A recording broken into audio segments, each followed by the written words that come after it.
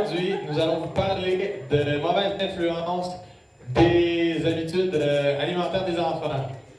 Une étude menée dans a démontré que 73% des jeunes de 4e année avouent manger du fast-food plus par semaine. En 4e année, c'est pas vraiment l'enfant qui décide qu'est-ce qu'il mange, fait que c'est son parent qui l'incite à manger du fast-food. J'ai faim, maman. J'ai faim.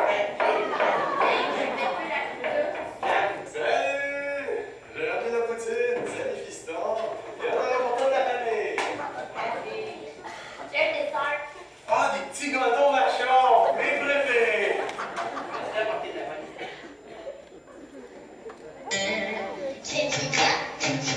Est-ce qu'il boit ta lunch? Est-ce qu'il boit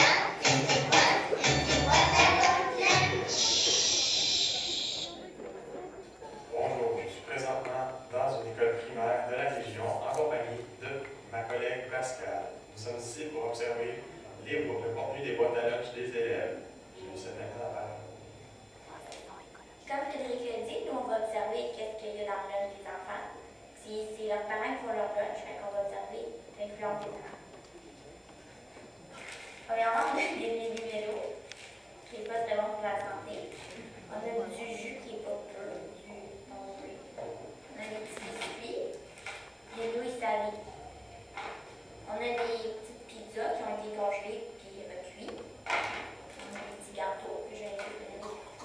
Je continue.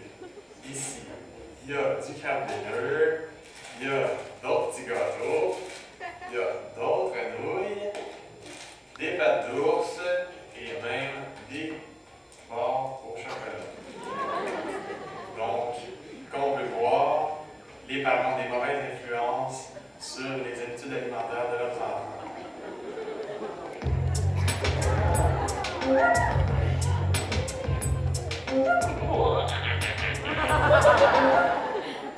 Regardons les réactions d'un enfant lorsqu'on lui donne un jouet provenant d'un fast-food.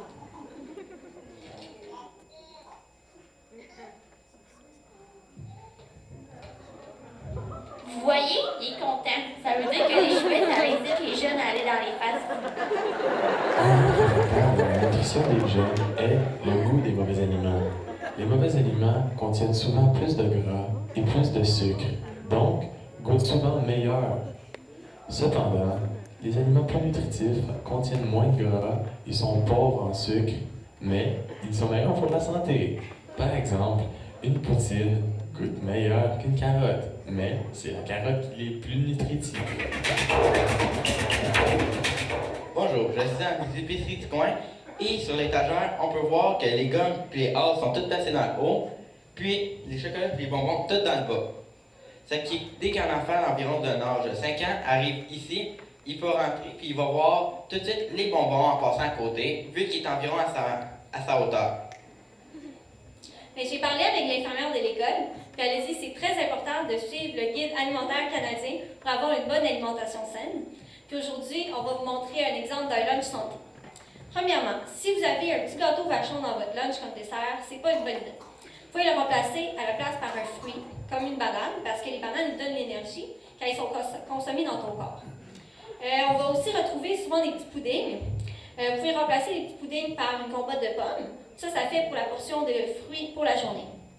Et on voit souvent des sandwichs pain blanc, ballonné, à la place pour avoir une sandwich plus saine et plus santé. On peut prendre du pain brun, mais si vous n'aimez pas le pain brun, aussi du pain Nutigo, qui a les bienfaits du pain brun, mais avec le goût du pain blanc. Et au lieu du ballonné qui ne contient pas les protéines de la vraie viande, utilisez du poulet que vous avez cuit la veille et qui est beaucoup mieux pour la santé. En conclusion, on peut voir que plusieurs facteurs influencent la malnutrition des jeunes, comme leurs parents, la publicité, les couleurs vives, les jouets et plus encore. J'espère que ça vous a plu et à la prochaine.